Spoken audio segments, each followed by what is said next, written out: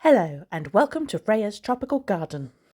At this time of year I feel a bit mixed. While it's really exciting seeing new things coming up, it can also seem a bit disheartening how little foliage there is, and particularly after this winter, seeing that things have died. So I've treated myself to some new plants to replace the things that have died, although they're a lot smaller than what I had.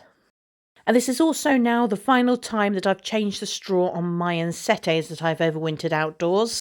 My largest one in particular is definitely still alive, although I also think the smaller ones are still okay.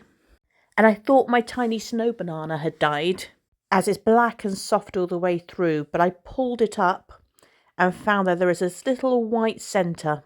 So I've just covered it up with some fresh straw and we'll see how that goes. My Alocasia is still alive, but although my Phoenix canariensis looks still green here on this leaf, I have tugged at the central fronds and they've just come up very easily, which is not a good sign.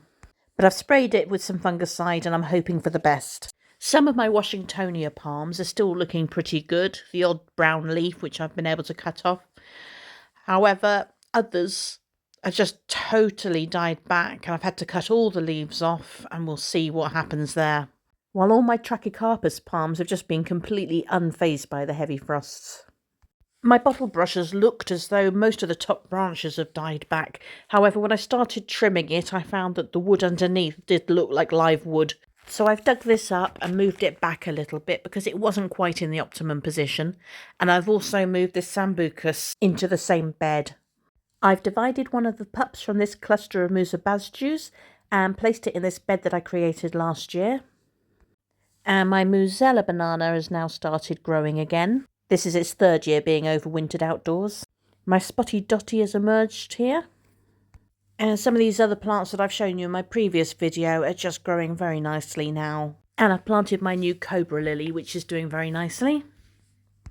And I'm particularly excited to see my Colocasia pink china starting to grow.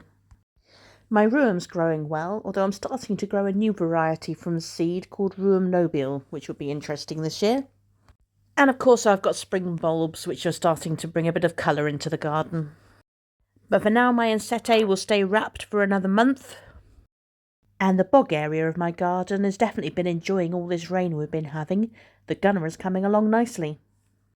Don't forget you can follow me on Twitter, Instagram, Facebook or on my website. And please don't forget to subscribe for further updates.